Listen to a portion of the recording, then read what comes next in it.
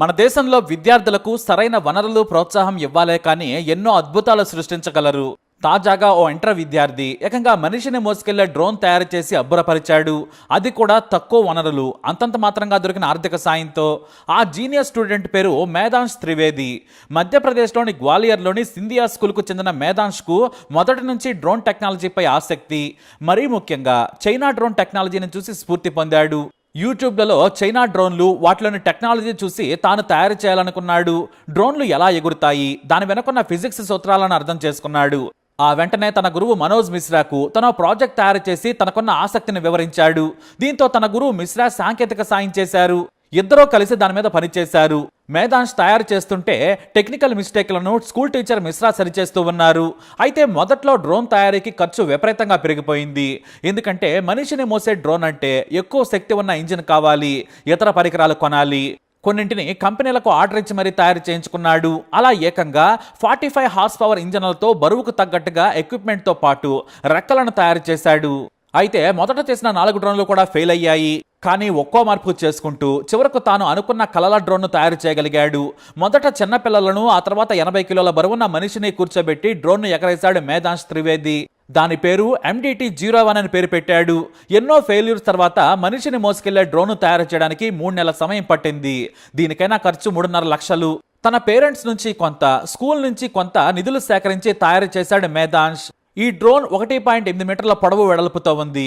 ఇది 60 కిలోమీటర్ల వేగంతో 6 నిమిషాల పాటు నిరంతరం వెళ్లగలదు.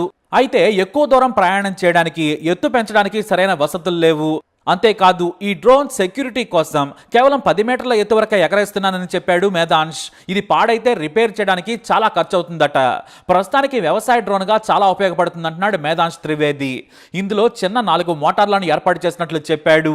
హెవీ డ్యూటీ డ్రోన్లకు అధిక డిమాండ్ ఉంది. ఫ్యూచర్లో కూడా వీటిని ఎక్కువగా వాడతారని చెబుతున్నాడు. అంతేకాదు ఫండింగ్ కోసం ఫ్యూచర్ డ్రీమ్స్ అనే సంస్థను ఏర్పాటు చేశాడు కూడా. ప్రస్తుతానికి హైబ్రిడ్ మోడ్లో లాంచ్ చేసేందుకు ప్రయత్నం చేస్తున్నాము. మరిన్ని కొత్త డ్రోన్లను, కొత్త టెక్నాలజీని తయారు చేయాలనుకుంటున్నానని చెప్పాడు. సరుకులను ఓ వ్యక్తి కూర్చొని రవాణా చేస్తే బాగుంటుందనేది తన ఉద్దేశం అంటున్నాడు మేధాంశ్. చైనాలో ఇప్పటికే డ్రోన్ వినియోగం పెరిగింది. మనుషులను మోసుకెళ్లే డ్రోన్లు కూడా ఉన్నాయి. మన దగ్గర కూడా తయారు చేయాలి అన్న ఉద్దేశంతో తాను 7వ తరగతి నుంచే వీటిపై పరిశోధనలు చేస్తున్నానని ధైర్యంగా చెప్పాడు. మన దగ్గర కూడా సరుకుల రవాణాకు మాత్రమే కాదు, వ్యవసాయం నుంచి సైన్యం వరకు కూడా వీటి ఉపయోగం అవసరం పెరగనుంది. అందుకే సరికొత్త టెక్నాలజీ వైపు కూడా పరిశోధనలు చేస్తున్నాడు. కొత్తగా, భిన్నంగా, సింపుల్గా ఉండే టెక్నాలజీతో తయారు చేస్తే అందరికీ అందుబాటులోకి తీసుకురావచ్చు అంటున్నాడు మేధాంశ్. తాను తయారు చేసిన ఈ డ్రోన్ ని సింధియా స్కూల్ వ్యవస్థాపక దినోత్సవం రోజున ప్రదర్శించాడు. అయితే ఈ వేడుకకు చైర్మన్ గా ఉన్న కేంద్ర మంత్రి జ్యోతిరాదిత్య సింధియా, ఇస్రో చీఫ్ సోమనాథ్ కూడా హాజరయ్యారు. అంతేకాదు ఈ డ్రోన్ ను చూసి షాక్ అయిపోయారు.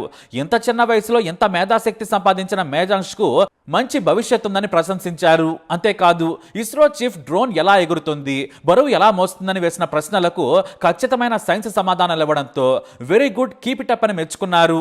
అయితే పూణేకి చెందిన startup Sagar defence engineering private limited సంస్థ మనిషిని మోసుకెళ్లే డ్రోన్ తయారు చేసింది. 100 కిలోల బరువు మోయగల సామర్థ్యం ఉన్న డ్రోన్ తయారు చేసింది ఈ సంస్థ. 25 నుంచి 30 కిలోమీటర్ల దూరం ప్రయాణించడం దీని ప్రత్యేకత. వరుణ అని దీనికి పేరు పెట్టారు. అంతేకాదు త్వరలోనే నేవీలో ప్రవేశపెట్టనున్నారు. అందుకోసం సాంకేతికత సామర్థ్యాన్ని పరీక్షిస్తున్నారు నేవీ నిపుణులు. అయితే కేవలం ఓ కుర్రాడు ఎలాంటి అనుభవం లేకున్నా కూడా 3.5 లక్షల్లోనే మనిషిని మోసే డ్రోన్ తయారు చేయడం ఆసక్తిగా మారింది. తాను ఒక డ్రోన్ తయారీ కంపెనీ పెట్టాలనుకుంటున్నానని చెబుతున్న మేధాంశ్కు ప్రశంసలు బాగా దక్కుతున్నాయి. మరి మేధాంశ్పై మీరేమంటారు? మీ అభిప్రాయాన్ని కమెంట్ ద్వారా తెలియజేయండి. వీడియోని లైక్ చేయండి, షేర్ చేయండి, మా ఛానల్ని సబ్స్క్రైబ్ చేసుకోండి.